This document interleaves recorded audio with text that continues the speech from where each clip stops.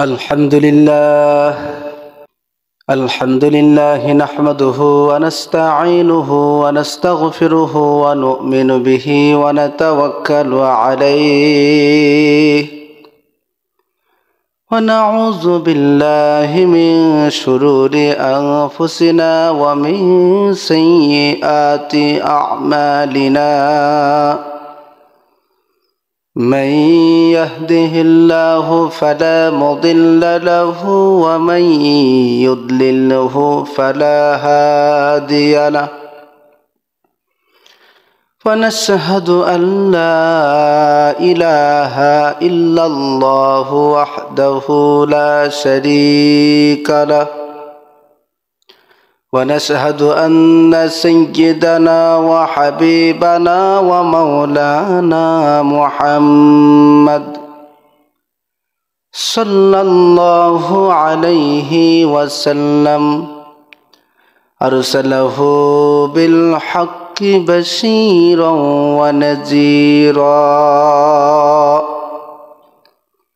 وداعيا إلى الله بإذنه وسراجا منيرا أما بعد فأعوذ بالله من الشيطان الرجيم بسم الله الرحمن الرحيم واعبد ربك حتى يأتيك اليقين صدق الله العظيم وصدق رسوله النبي الحبيب الكريم ونحن على ذلك من الشاهدين والشاكرين والحمد لله رب العالمين إن الله وملائكته يصلون على النبي يا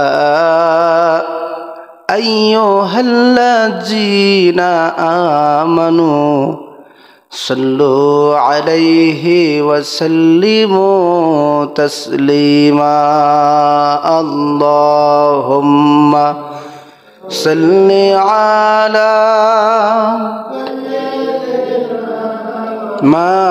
مولانا محمد وعلى سيدنا مولانا محمد اللهم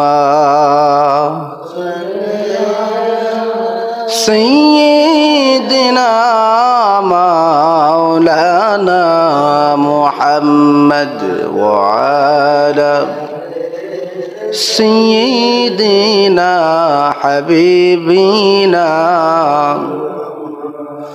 আরবের বুকে মক্কা নগরে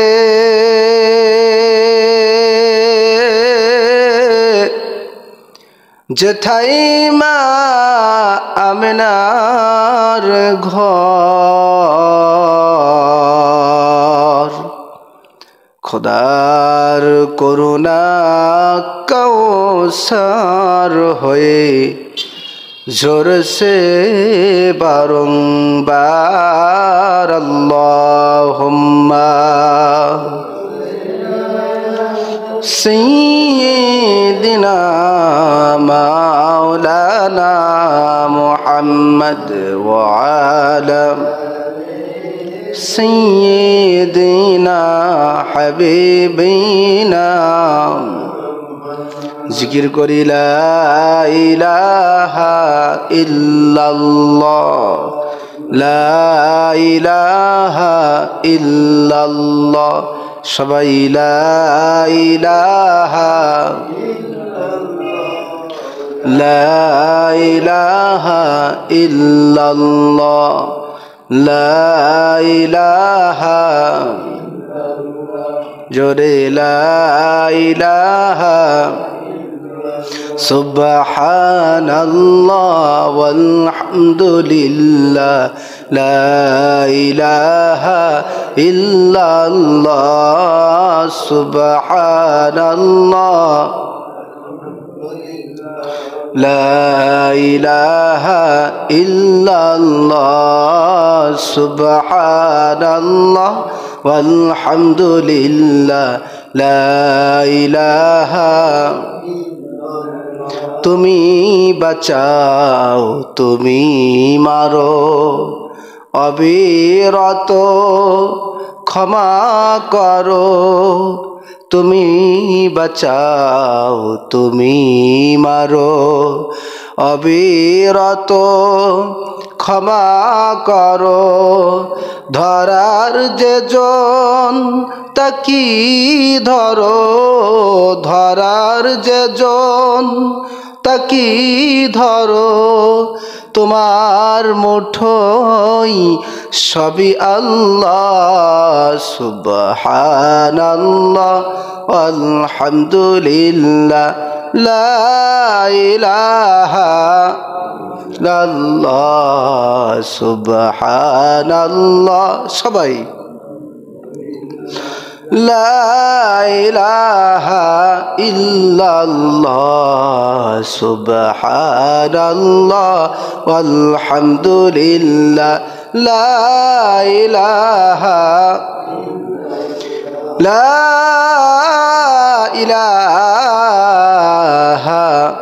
ইল্লাল্লাহ মুহাম্মাদুর রাসূলুল্লাহ সাল্লাল্লাহু আলাইহি ওয়াসাল্লাম। মুআজ্জাজ মুহতারাম, অত্র মসজিদের দিনদার ইমানদার সম্মানিত মুসল্লিয়ান ইকরাম, আজকে জুমার নামাজ আদায়ের জন্য দূর দূরান্ত থেকে আগত মুসলমান বাবারা, সকলের প্রতি আবারও অন্তরের অন্তরস্থল থেকে সালাম। আসসালামু আলাইকুম ওয়া রাহমাতুল্লাহ। আমরা সর্বপ্রথম সেই আল্লাহ সুবহানাহু ওয়া তাআলার দরবারে অসংখ্য শুকরিয়া আদায় করি যে মহান রব্বুল আলামিন আমাদেরকে সুস্থ শরীর দান করে দুনিয়ার হাজারো ব্যস্ততা ফেলে রেখে পবিত্র জুমার নামাজ আদায়ের জন্য একেবারে সকলের আগে ভাগে আল্লাহর ঘর মসজিদে এসে বসার তৌফিক দান করেছেন। এজন্য খুশি হয়ে দিল খুলে বলি আলহামদুলিল্লাহ। আরো আওয়াজ দিয়ে বলি আলহামদুলিল্লাহ। লক্ষ কোটি দরুদ সালাম প্রেরণ করছি আমাদের সেই প্রাণ প্রিয় আখিরি নবী পাকের শানে, যে নবী যে রাসূল সৃষ্টি না হলে আল্লাহ পাক কিছুই সৃষ্টি করতেন না। সেই মহান নবীর প্রতি প্রাণ ভরা দরুদ সালাম বলছি সাল্লাল্লাহু আলাইহি ওয়াসাল্লাম। হাজিরিন, আজ পবিত্র মাহে রজব মাসের প্রথম জুমা। আজকে জুমার আলোচ্য বিষয় রজব মাসের ফজিলাত ও আমল সম্পর্কে। মহান আল্লাহ পাক এই গুরুত্বপূর্ণ বিষয়ে সংক্ষিপ্ত সময়ে আমাদের সকলের জানার, বোঝার এবং বাস্তব জীবনে তা আমল করার তৌফিক দান করুন, বলি আল্লাহুম্মা আমিন। হাজিরিন, আরবি বছরের সপ্তমতম মাস হলো পবিত্র মাহে রজব মাস। সুবহানাল্লাহ। এ মাসের সম্মান, মর্যাদা, ইজ্জত, কদর আল্লাহ রাব্বুল আলামিনের কাছে অনেক বেশি, বলেন সুবহানাল্লাহ। এ মাসের মধ্যে সবচেয়ে উল্লেখযোগ্য, সবচেয়ে গুরুত্বপূর্ণ, মর্যাদাপূর্ণ একটি ঘটনা ঘটেছিল, যার নাম হচ্ছে পবিত্র শবে মেরাজ। সুবহানাল্লাহ। এই মাহে রজব মাসের 27 তারিখ দিবাগত রাত্রে সাইয়্যিদুল মুরসালিন খাতামুন নবিয়্যিন রাহমাতাল লিল আলামিন নবীজি এ দুনিয়া থেকে 7 আসমান জমিন ভেদ করে সিদরাতুল মুনতাহা কাবা কাউসাইন, এরপরে আরশে আজিমে যে সরাসরি আল্লাহ তাআলার সাথে সাক্ষাৎ করেছিলেন। জোরে বলেন সুবহানাল্লাহ। এই সেই মাহে রজব মাস, যে মাসে আপনার আমার কলিজার টুকরা আখির নবীজির মেরাজ হয়েছিল। সুবহানাল্লাহ। যেই ভাগ্যটা অন্য কোনো নবী, অন্য কোনো রসুলের ভাগ্যে আল্লাহ পাক রাখেন নাই। সুবহানাল্লাহ। শুধুমাত্র একমাত্র কেবলমাত্র আপনার আমার নবীকে আল্লাহ পাক দুনিয়া থেকে উঠিয়ে নিয়ে আসমানে নিয়ে আরশে আজিমে নিয়ে সরাসরি সাক্ষাৎ করেছিলেন। আবারও বলি সুবহানাল্লাহ। এই সেই মাহে রজব মাস। এজন্য এ মাসের যথেষ্ট সম্মান মর্যাদা রয়েছে। এ মাসের যখন প্রথম রজনী আসে, এ মাসের যখন প্রথম দিনের চাঁদ ওঠে, তখন নবীজি তার হস্ত মোবারক, দুহাত মোবারক আসমানের দিকে উঠিয়ে একটি দোয়া করতেন। নবীজি বলতেন, আল্লাহুম্মা বারিক লানা ফি রজবা ওয়া শাবান ওয়া বাল্লিগনা ইলা শাহরি রমাদান। বলেন সুবহানাল্লাহ। নবীজি বলতেন, আল্লাহ এই মাহে রজব এবং শাবানের বরকত আমাদেরকে দান করুন এবং মাহে রমজান পর্যন্ত হায়াত লম্বা করে দেন, হায়াত বাড়িয়ে দেন। সুবহানাল্লাহ। কাজে নবীজি যে দোয়া করেছেন উম্মত হিসাবে সেই দোয়া আমাদেরও করার দরকার আছে না নাই?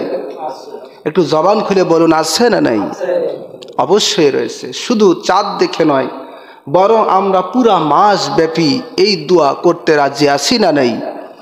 তার কারণ এই দোয়ার মধ্যে আল্লাহ তাআলার কাছে আল্লাহ পাকের রহমত বরকত চাওয়া হয়, ঠিক কি না? এবং আমাদের হায়াতের তৈবা যাতে বেড়ে যায় সেই জন্য এই দোয়াটি করা হয়। বলেন সুবহানাল্লাহ। এই দোয়া যদি আমাদের আরবিতে মুখস্থ নাও থেকে থাকে, তারপরও আমরা বাংলাতে আপাতত নামাজের পরে মোনাজাতে বলবো, আল্লাহ আপনি আমাদেরকে মাহে রজবের বরকত, মাহে শাবানের বরকত দান করুন এবং রমজান পর্যন্ত হায়াত লম্বা করে দেন। সুবহানাল্লাহ। কি এতটুকু দোয়া আমরা বাংলায় করতে পারবো না? জোরে বলেন, পারবো না? আল্লাহ পাক যেন আমাদের সকলকে মাহে রজবের বরকত, মাহে শাবানের বরকত এবং রমজান পর্যন্ত হায়াতের তৈবা দান করেন। বলেন আল্লাহুম্মা আমিন। সম্মানিত হাজিরিন, এই দুয়ার দিকে একটু লক্ষ্য করুন। নবীজি বলেছেন, আল্লাহুম্মা বারিক লানা ফি রজব ওয়া শাবান। আল্লাহ এই মাহে রজব এবং শাবানে বরকত দান করুন। তার মানে নবীজির এই দোয়া থেকে বোঝা যায় মাহে রজব এবং মাহে শাবানে আমাদের জন্য ভরপুর বরকত রয়েছে, ঠিক কি না? তো যেহেতু বরকত রয়েছে, এটা কাদের জন্য?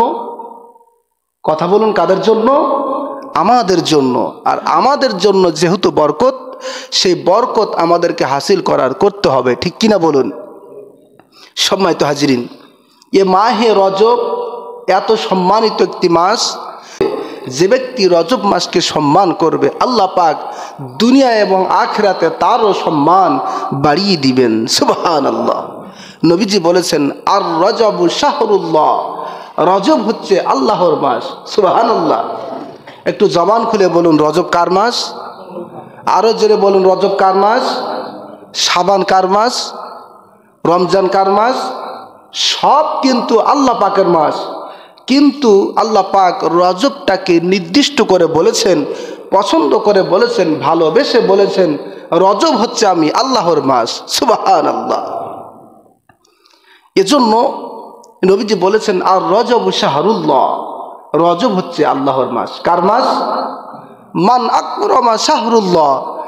সুতরাং যে ব্যক্তি রজব মাসকে সম্মান করবে, আকরামাহুল্লাহু ফিদ দুনিয়া ওয়াল আখিরা, আল্লাহ পাক ওই ব্যক্তিকে দুনিয়া এবং আখিরাতে সম্মানিত করবেন। সুবহানাল্লাহ।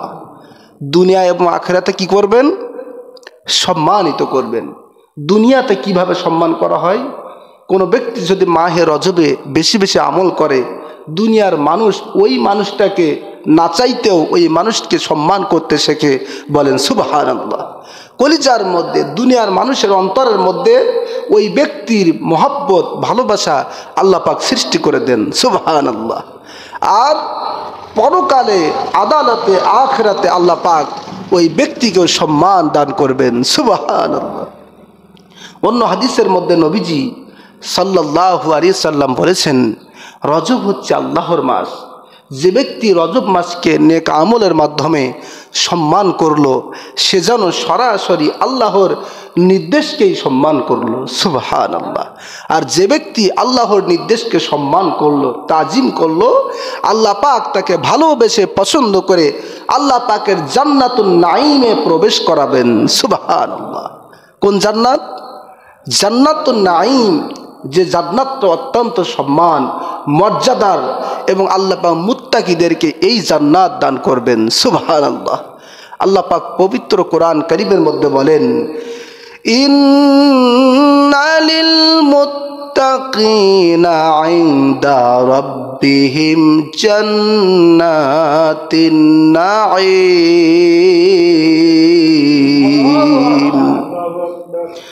আল্লাহ পাক বলেন, মুত্তাকিদের জন্য আল্লাহ তাআলার নিকট ভোগ বিলাসপূর্ণ জান্নাতুন নাঈম রয়েছে। সুবহানাল্লাহ। জান্নাতুন নাঈম ভোগ বিলাসপূর্ণ, বলেন সুবহানাল্লাহ। ভোগ বিলাসপূর্ণ আল্লাহ পাক বলেছেন, ইন্না লিল মুত্তাকিনা ইনদা রাব্বিহিম জান্নাতিন নাঈম, বলেন সুবহানাল্লাহ। প্রিয় বাবাজিরা আমার, আয়াতে কারিমার মধ্যে আল্লাহ রাব্বুল আলামিন জান্নাতুন নাঈমটাকে ভোগ বিলাসপূর্ণ বলেছেন। তার মানে হলো, কোনো বান্দা বান্দি যদি জান্নাতুন নাঈমের মধ্যে একবার প্রবেশ করে, ওই ব্যক্তি জান্নাতুন নাঈমের মধ্যে যে শুধুমাত্র আরাম আয়েশ ভোগ বিলাস ভোগ করতেই থাকবে, করতেই থাকবে, করতেই থাকবে। সুবহানাল্লাহ। কোনো শেষ হবে না, কোনো শেষ হবে না। দুনিয়াতে কিন্তু আমাদের আরাম আয়েশের শেষ আছে, ঠিক কি না? দুনিয়াতে আমাদের আনন্দের শেষ আছে, কিন্তু আল্লাহর জান্নাতের কোনো আনন্দের শেষ নাই। মনে করেন দুনিয়াতে আমরা সারাদিন একটা বিষয় নিয়ে আনন্দ করলাম, সারা রাত একটা বিষয় নিয়ে উল্লাস করলাম, ভোগ বিলাস করলাম, পরের দিন কিন্তু সেই আনন্দ আর থাকবে না, ঠিক কিনা বলুন? মনে করুন কোনো যুবকের বিবাহ হবে, তো বিবাহের দিনে খুবই আনন্দ, বিবাহ রাতেও আনন্দ, কিন্তু পরের দিন কি সেই আনন্দ পাওয়া যাবে? সেই খুশি মনে হবে? হবে না। দুনিয়ার সুখ, দুনিয়ার আরাম, দুনিয়ার আয়েশ, দুনিয়ার ভোগ বিলাস শুরু হয়, তাৎক্ষণিক শেষও হয়ে যায়, কিন্তু পরকালে আল্লাহ পাকের জান্নাতে, বিশেষ করে জান্নাতুন নাঈমে ভোগ বিলাস আরাম আয়েশ রয়েছে, শুরু হবে কিন্তু কখনো শেষ হবে না, বলেন সুবহানাল্লাহ। এজন্য আল্লাহ পাক বলেছেন, ইন্না লিল মুত্তাকিনা ইনদা রাব্বিহিম জান্নাতিন নাঈম। সুবহানাল্লাহ। মুত্তাকিদের জন্য আল্লাহ তাআলার নিকট ভোগ বিলাসপূর্ণ জান্নাতুন নাঈম রয়েছে, বলেন সুবহানাল্লাহ। প্রিয় বাবাজিরা আমার, এই মাহে রজব মাসে যারা, এই মাহে রজবটাকে যারা সম্মান করবে, মর্যাদা করবে, বেশি বেশি নেক আমল করবে, আল্লাহ রাব্বুল আলামিন তাদেরকে ওয়াদা দিয়েছেন ওই জান্নাতুন নাঈমের মধ্যে স্থান করে দিবেন। সুবহানাল্লাহ। তাহলে আমাদের কি করতে হবে? মাহে রজবে বেশি বেশি নেক আমল করতে হবে, ঠিক কি না? বেশি বেশি ইবাদত বন্দেগী করতে হবে, বেশি বেশি তাসবিহ তাহলিল করতে হবে, কোরআন তেলাওয়াত জিকির আজকার যা জানি তাই করতে হবে। খুশি হবেন কে? একটু জোরে বলুন, খুশি হবেন কে? মাহে রজবে আমরা কেমন ভাবে ইবাদত করব? এই ইবাদতের কথা বাইহাকি শরীফের মধ্যে আল্লাহর হাবিব জনাবে রাসূল কারীম সাল্লাল্লাহু আলাইহি ওয়াসাল্লাম বলেছেন, মা উহিয়া ইলাইয়া আন আজমাআল মাল ওয়া কুনা মিনাত তাজিরিন। সুবহানাল্লাহ। নবীজি বলেন, আমার নিকট এ মর্মে, আমি নবীজির নিকট এ মর্মে আল্লাহ তাআলার পক্ষ থেকে কোনো ওহী নাজিল হয় নাই, কোনো ওহী আসি নাই যে আমি নবীজি সম্পদ সঞ্চয় করব এবং একজন ব্যবসায়ী হব। এ মর্মে আল্লাহ পাক আমি নবীকে কোনো ওহী নাজিল করে নাই। সুবহানাল্লাহ। কথাটি ভালো করে বুঝবেন, হাদিসটি ভালোভাবে বোঝার চেষ্টা করবেন। নবীজি বলছেন যে আল্লাহ পাক আমাকে এ মর্মে কোনো ওহী নাজিল করি নাই যে আমি নবীজি কোনো সম্পদ, অর্থ, টাকা পয়সা সঞ্চয় করি অথবা কোনো ব্যবসায়ী হই, এ মর্মে আল্লাহ পাক কোনো ওহী নাজিল করি নাই। সুবহানাল্লাহ। তাহলে যেহেতু নবীজিকে মর্মে সম্পদ সঞ্চয় করার নির্দেশ দেন নাই, এজন্য নবীজি দুনিয়াতে যতদিন থেকেছেন সম্পদের মায়ায় নবীজি ছোটেন নাই, সম্পদের পিছনে নবীজি দৌড়ান নাই, ঠিক কি না? ঠিক অনুরূপভাবে আমরা যারা খাঁটি উম্মত হব, আমরাও কিন্তু সম্পদের পিছনে দৌড়াতে রাজি না।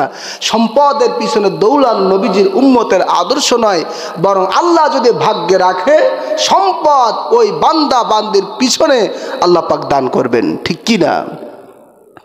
সম্মানিত হাজিরিন, নবীজি বলেছেন আল্লাহ রব্বুল আলামিন সম্পদ সঞ্চয় করার জন্য কোনো ওহী আমি নবীজির উপরে নাজিল করি নাই। একজন ব্যবসায়ী হবার জন্য আমি নবীকে নির্দেশ করে নাই। তবে কি নির্দেশ করেছেন? নবীজি বলেছেন ওয়ালাকিন উহিয়া ইলাইয়া আন সাব্বিহ বিহামদি রাব্বিকা ওয়া কুম মিনাস সাজিদিন। আল্লাহু আকবার। নবীজি বলছেন আল্লাহ পাক আমার উপরে ওহী নাজিল করেছেন এজন্যে যে আমি নবীজি যেন আল্লাহ তাআলার প্রশংসা দ্বারা তার তাসবিহ, তার জিকির আজগার করি এবং আমি নবীজি যেন সেজদাকারীদের অন্তর্ভুক্ত হয়ে যাই। বলেন সুবহানাল্লাহ। প্রিয় বাবাজিরা আমার, আল্লাহর কোরআন নবীজির সম্পর্কে বলছেন, আল্লাহ পাক নিজেই ওহী নাজিল করে বলেন হাবিব আপনি আল্লাহ পাকের প্রশংসা করুন এবং তার তাসবিহ তাহলিল পাঠ করুন, সাথে সাথে সেজদাকারীদের অন্তর্ভুক্ত হয়ে যান। সুবহানাল্লাহ। সেজদাকারী কারা? যারা জামাতের সাথে নামাজ আদায় করে, আল্লাহ তাআলাকে সেজদা দেয়। সুবহানাল্লাহ। আল্লাহ পাক বলছেন নবীজি আপনি সেজদাকারীদের অন্তর্ভুক্ত হয়ে যান, সেজদাকারী থেকে আপনি বাহির হবেন না। সুবহানাল্লাহ। তাহলে সেজদা যারা করে এটা ইবাদত। এটা কি? ইবাদত। আর ইবাদত কোন পর্যন্ত করব? আল্লাহ পাক সে ব্যাপারে বলছেন ওয়াবুদু রাব্বাকা হাত্তা ইয়াতিয়াকাল ইয়াকিন। আল্লাহ পাক বলছেন হাবিব আপনি আপনার ইন্তেকাল না আসা পর্যন্ত আপনার প্রতিপালকের গোলামি করুন, ইবাদত করুন, দাসত্ব করুন। সুবহানাল্লাহ। কত সুন্দর চমৎকার পরিষ্কার আয়াত। আল্লাহ পাক বলছেন নবীজি যতদিন পর্যন্ত আপনার ইন্তেকাল না হয় ততদিন পর্যন্ত আপনি আপনার প্রতিপালকের, প্রভুর, মালিকের ইবাদত করে যান, বন্দেগী করে যান। সুবহানাল্লাহ। তাহলে ইবাদতের সময়সীমা কত? মৃত্যুর আগ পর্যন্ত। জোরে বলেন কত? একটু জোরে বলেন। না এখন নামাজ পড়লাম আর করা লাগবে না এমন নাকি? বরং প্রত্যেক জিনিসের একটা সময়সীমা রয়েছে। অনুরূপভাবে ইবাদত বন্দেগী করারও সময়সীমা রয়েছে। তবে ইবাদত বন্দেগীর সময়সীমার শেষটা হলো মৃত্যুর আগ পর্যন্ত। মৃত্যু হয়ে যাবে আর ইবাদতের প্রয়োজন হবে না, বরং মৃত্যু যতক্ষণ নিঃশ্বাস যতক্ষণ পর্যন্ত বাইর হবে ততক্ষণ পর্যন্ত আল্লাহ পাক আমাদেরকে নবীজির মাধ্যমে ইবাদত বন্দেগী করতে বলেছেন। বলেন সুবহানাল্লাহ। সম্মানিত হাজিরিন, আল্লাহ পাক আয়াতে কারিমার মধ্যে তার বান্দা বান্দীদেরকে তথা আমাদেরকে মৃত্যুর আগ পর্যন্ত ইবাদত করতে বলেছেন। কিন্তু আমরা মৃত্যুর আগ পর্যন্ত ইবাদত করা তো দূরের কথা, বরং আমরা মৃত্যুর আগ পর্যন্ত গুনাহের কাজ করতেই থাকি আর করতেই থাকি। ঠিক কিনা বলুন? বলেন। আমাদের মৃত্যুর তো খবর নাই, মৃত্যু কখন হবে সেই কথা তো স্মরণ নাই। আমরা মৃত্যুর আগ পর্যন্ত ইবাদত বন্দেগী করা তো দূরের কথা, বরং মৃত্যুর আগ পর্যন্ত আমরা গুনাহের কাজে লিপ্ত থাকি। ঠিক কিনা বলুন?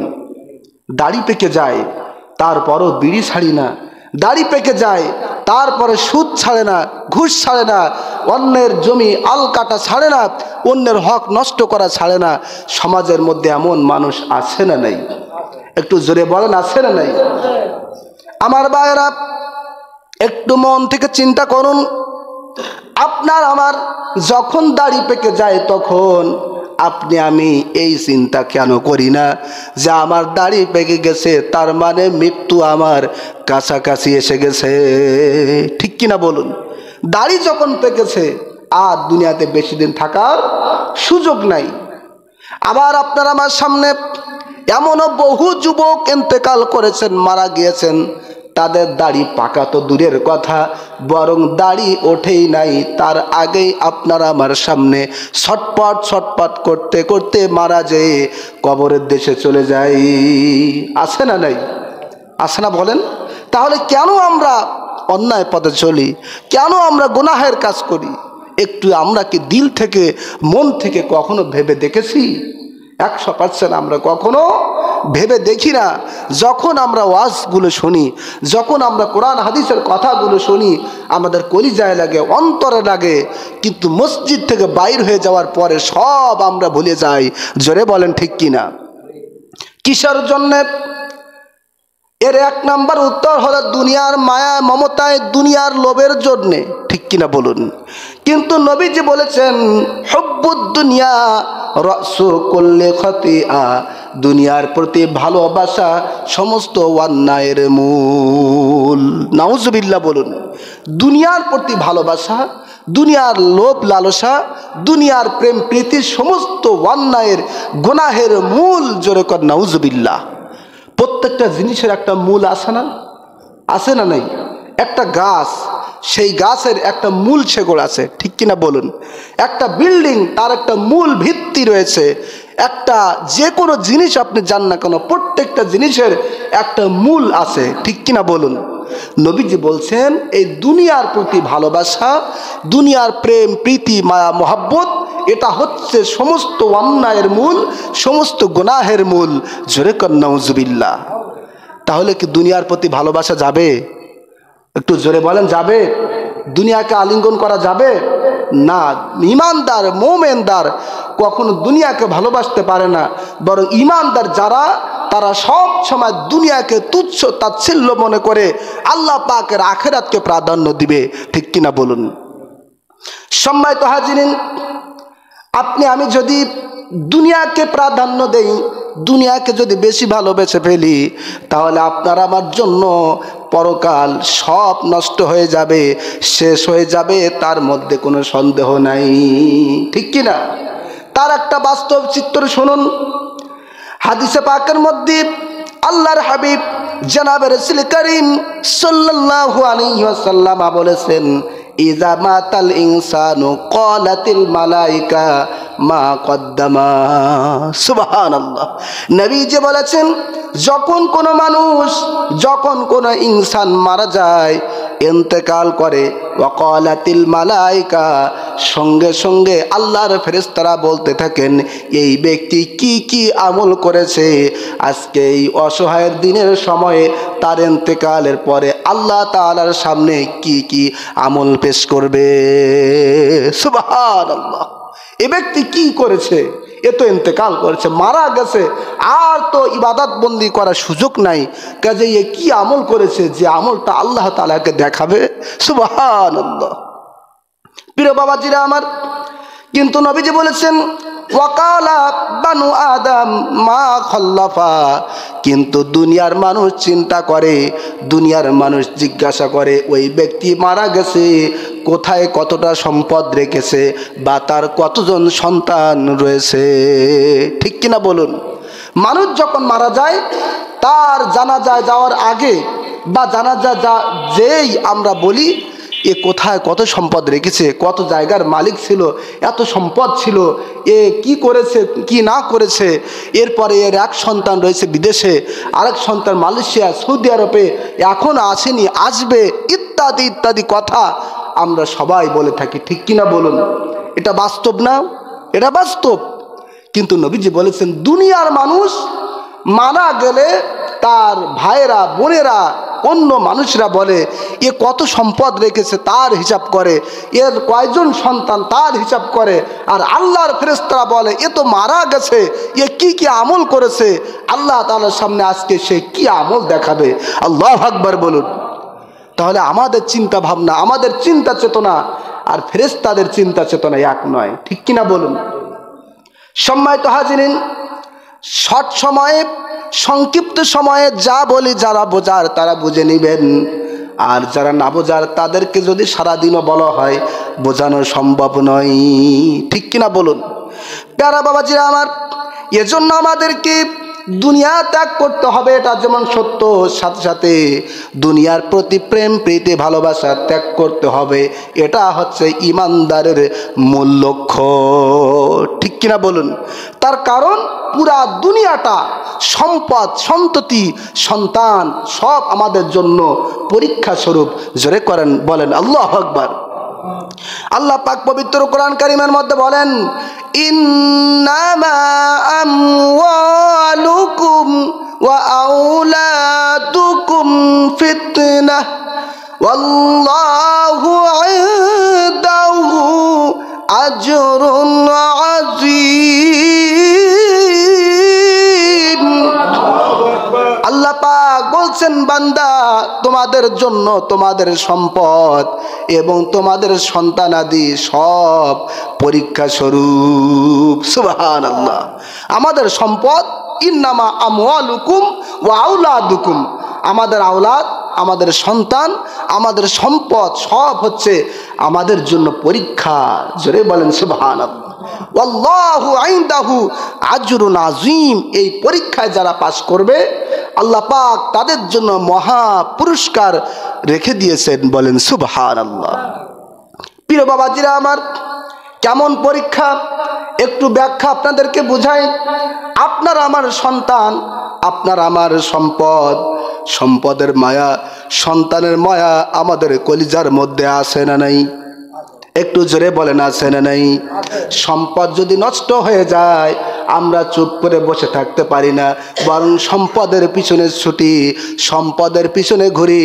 অপর দিকে নামাজের সময় হয়, আজান দেয়, একামত হয়, সম্পদের পিছনে আমরা ঘুরতে থাকি। নামাজ হয়ে যায়, ওয়াক্ত শেষ হয়ে যায়, তারপরও আমরা নামাজের দিকে খেয়াল থাকে না, ঠিক কি না? কারণ কি? সম্পদ শেষ হয়ে যাচ্ছে। মনে করেন এখন বিশাল বন্যা, বন্যাতে ঘের সব ডুবে তছনছ হয়ে গেছে। এখন ব্যক্তিটি নেটের জাল আর কি বলে আপনার ওই যে দা, কুরুল, খন্তা যা আছে সব কিছু নিয়ে ওই ঘেরের মাঝখানে আল দিচ্ছে, মাছ যাতে না যেতে পারে ঘেরাও করতেছে। অপর দিকে জোহরের নামাজ হয়ে যাচ্ছে, জোহর গেল, আসর গেল, মাগরিবের সময় এসে তাও নামাজে আসে না নাই। এটা জোরে বলেন সম্পদের মায়াই কিনা? জোরে বলেন। সম্পদ যদি না থাকতো তাকে ওই ঘেরে যাওয়া লাগতো না, ঘেরাও করা লাগতো না, মাছ ধরা লাগতো না, বরং সম্পদ না থাকলে ঠিকই মসজিদে এসে নামাজ আদায় করতো, ঠিক কিনা বলুন। অনুরূপভাবে আপনার সন্তান অসুস্থ, এখন এর হাসপাতালে নিয়ে যেতে হবে। আপনি যাচ্ছেন তো যাচ্ছেন, দিনের পর দিন হাসপাতালের বারান্দায় ঘুরতেছেন, অপরদিকে নামাজের সময় হয়ে যাচ্ছে, নামাজের কোনো খবর নাই, বরং আপনি আর আমি সন্তানের পিছনে ঘোরাঘুরি করি, ঠিক কিনা বলেন? এটা একেবারে সমাজের বাস্তব চিত্র।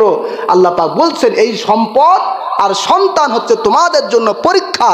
পরীক্ষা যারা ফেল করবে তাদের তো শেষ, আর যারা পরীক্ষায় পাস করবে আল্লাহু ইনদাহু আজরুন আযীম, তাদের জন্য আমি আল্লাহ পাক মহা পুরস্কার দান করেছি। সুবহানাল্লাহ। যদি এমন হতো আজানের সময় হয়েছে, কোথায় ঘের, কোথায় সন্তান, সব কিছু ফেলে রেখে আমার প্রভুর ডাকে সাড়া দিয়ে মসজিদে এসে নামাজ আদায় করব, আল্লাহ পাক খুশি হয়ে সন্তানের অসুস্থ শরীরটাকে মুহূর্তের মধ্যে ভালো করে দিতে পারতেন কিনা? একটু জোরে বলুন, পারতেন কিনা? যদি এমন হতো যে আমি আমার ঘের সব ফেলে রেখে আমি মসজিদে নামাজে এসেছি, ওই আমার যে মাছগুলো চলে গেছে, অপর দিক থেকে পানি কমে গেছে, ওই পানি কমে যাওয়ার আগেই অন্য ঘেরের মাছ এসে আল্লাহ পাক আমার ইবাদতে খুশি হয়ে আমার ঘের ভরপুর করে দিয়েছেন। সুবহানাল্লাহ। কি এটা কি সম্ভব হয় না? হয় না বলেন? আমার ঘেরে ভেটকি মাছ আমি কখনো ছাড়ি নাই, তারপরে বন্যা যখন হয়ে যায় পরে দেখা যায় জাল নিয়ে ছুটতে হয়, তার কারণ ঘেরের মধ্যে ভেটকি মাছ এসেছে, মাছ ধরতে হবে। দিয়েছেন কে? জোরে বলেন। তাহলে আপনি আমি কিসের জন্য ওই সম্পদের দিকে যাব, সন্তানের দিকে যাব? হ্যাঁ, আমরা সম্পদের দিকে যাব, সন্তানের দিকে যাব সেই সময়টুকু পর্যন্ত, যেই সময় গেলে আপনার আমার ইবাদতের ঘাটতি হবে না, আপনার আমার কোনো ইবাদতের কমতি হবে না, বরং আমরা সন্তানের পিছনেও যাব, সম্পদের পিছনে যাব। আবার আল্লাহ তাআলা ডাক দিলেই, আজান হলেই মসজিদেও আসবো।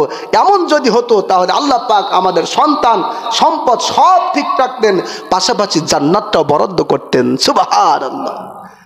সম্মানিত হাজিরিন, শুধু এখানে নয়, আল্লাহ পাক বলেছেন যুয়্যিনা লিন-নাসি হুব্বুশ শাহাওয়াতি মিনান নিসাই ওয়াল বানিনা ওয়াল কানাতিরিল মুকানতারাতি মিনাজ যাহাবি ওয়াল ফিদ্দাতি ওয়াল খাইলিল মুসাওওয়ামাতি ওয়াল আনআমি ওয়াল হারস যালিকা মাতাউল হায়াতিদ দুনিয়া ওয়াল্লাহু ইনদাহু হুসনুল মাআব।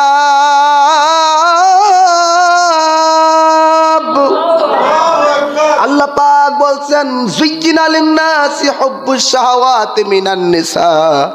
আমার প্রিয় মুসলিয়ান একরম, ভালোভাবে বুঝবেন, আল্লাহ পাক বলছেন মানুষ, আমার বান্দারা, তোমাদের জন্য পরীক্ষা স্বরূপ তোমাদের স্ত্রী, তোমাদের সন্তান সন্ততি, তোমাদের মাল সম্পদ, তোমাদের স্বর্ণরৌপ্য, তোমাদের গবাদি পশু, আকর্ষণীয় ঘোড়া, তোমাদের এমনকি তোমাদের ক্ষেত খামারের ফল ফসল, তোমাদের জন্য পরীক্ষা স্বরূপ আমি আল্লাহ পাক তোমাদের অন্তরের মধ্যে, কলিজার মধ্যে মায়া সৃষ্টি করেছি। সুবহানাল্লাহ। যারা বোঝার তারা বুঝে গিয়েছেন। আল্লাহ পাক বলছেন তোমাদের স্ত্রী, তোমাদের সন্তান সন্ততি, মিনাজ যাহাবি ওয়াল ফিদ্দা, তোমাদের স্বর্ণ রৌপ্য, তোমাদের আকর্ষণীয় ওয়ারশ বা ঘোড়া, তোমাদের গবাদি পশু, এমনকি তোমরা যে খেতে ফসল ফলাও, সেই ফল ফসল আদি সব কিছুর মায়া তোমাদের কলিজার মধ্যে আমি আল্লাহ পাক এজন্য দিয়েছি যে তোমাদের পরীক্ষা করব। বলেন সুবহানাল্লাহ।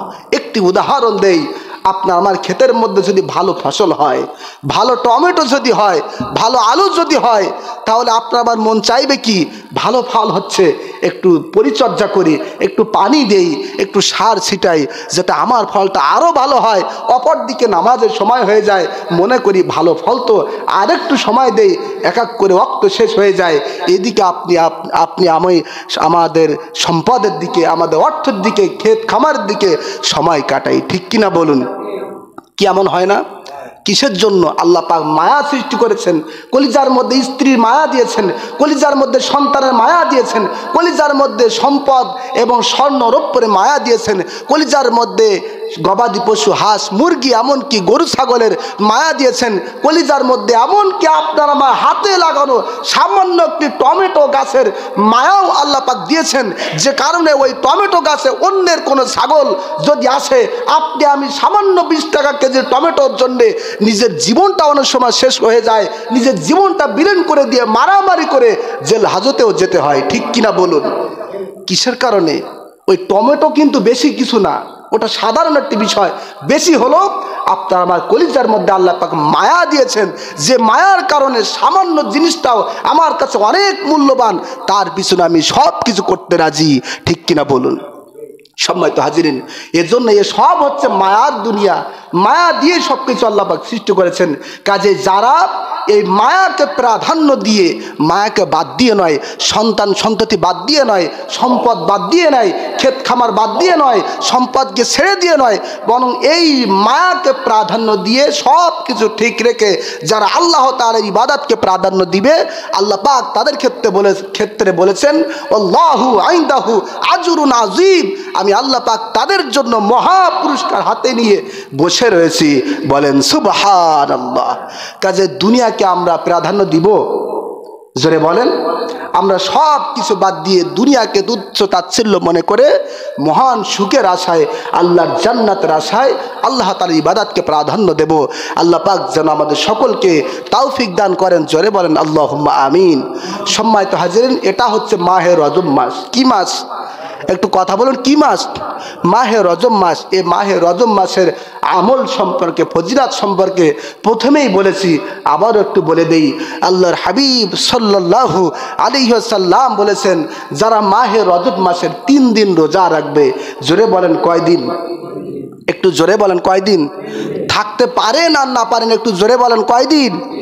যারা মাহে রজবে 3 দিন রোজা রাখবে, নবীজি বলেছেন আল্লাহ পাক তাদের আমল নামায় একটানা 9 বছর ইবাদতের সওয়াব দান করবেন। সুবহানাল্লাহ। এই 3 দিন কোনো নির্দিষ্ট নয়, আপনার আমার পছন্দ মতো যে কোনো 3 দিন মাহে রজবের মধ্যে আমরা যদি রোজা থাকতে পারি, নবীজি বলছেন তার আমল নামায় কয় বছরের ইবাদতের সওয়াব? জোরে বলেন 9 বছর ইবাদতের সওয়াব দান করবেন। বলেন সুবহানাল্লাহ। কোন মনীষী বলেছেন যে জান্নাতের মধ্যে রজব নামে একটি ঝর্ণা রয়েছে। কি রয়েছে? একটি ঝর্ণা ধারা রয়েছে, যেই ঝর্ণার পানি হচ্ছে, যেই ঝর্ণার পানি মধুর চেয়ে মিষ্টি, বরফের চেয়ে ঠান্ডা, দুধের চেয়েও সাদা। সুবহানাল্লাহ। চিন্তা করেছেন, বরফের চেয়ে ঠান্ডা, দুধের চেয়েও সাদা, মধুর চেয়েও মিষ্টি। এই পানি খেলে, একবার খেলে সব কলিজা একবারে ঠান্ডা হয়ে যাবে, আর জীবনে পানি শরবত খাওয়ার ইচ্ছাই জাগবে না। বলেন সুবহানাল্লাহ। কোন মনীষী বলেছেন যারা মাহে রজব মাসের এই রোজাগুলো রাখবে, কেবলমাত্র আল্লাহ পাক তাদেরকে ওই জান্নাতের মধ্যে এই রজব নামক জান্নাতের ঝর্ণা থেকে তাদেরকে এই পানি পান করাবেন। বলেন সুবহানাল্লাহ। কাজে আমরা সকলে চেষ্টা করব, মাহে রজব মাস এই তো শুরু হলো, এখনো বহুদিন সামনে। আপনার আমার ইচ্ছা মতো বৃহস্পতিবার, সোমবার অথবা শুক্রবার যে কোনো দিন আমরা মাহে রজবের রোজা রাখার চেষ্টা করব। আল্লাহ পাক যেন আমাদের সকলকে তৌফিক দান করেন। বলেন আল্লাহুম্মা আমিন। সম্মানিত হাজিরিন, আমরা সকলে জানি শীতের সময় আপনারা একটু দেরি করে আসেন, আপনাদেরকে উদাত্ত আহ্বান করব, আপনারা একটু আগে আগে আসবেন, তাহলে আমাদের আগে আগে আলোচনা করতে সুবিধা হবে, শেষ করতেও সুবিধা হবে। আল্লাহ পাক যেন আমাদের সকলকে পবিত্র জুমার নামাজ আদায়ের জন্য সকলের আগে ভাগে আল্লাহর ঘর মসজিদে এসে পবিত্র কোরআন এবং হাদিসের আলোচনা শোনার তৌফিক দান করেন। বলেন আল্লাহুম্মা আমিন। আমিন। ওয়া আখিরু দাওয়ানা আনিল হামদুলিল্লাহি রাব্বিল আলামিন।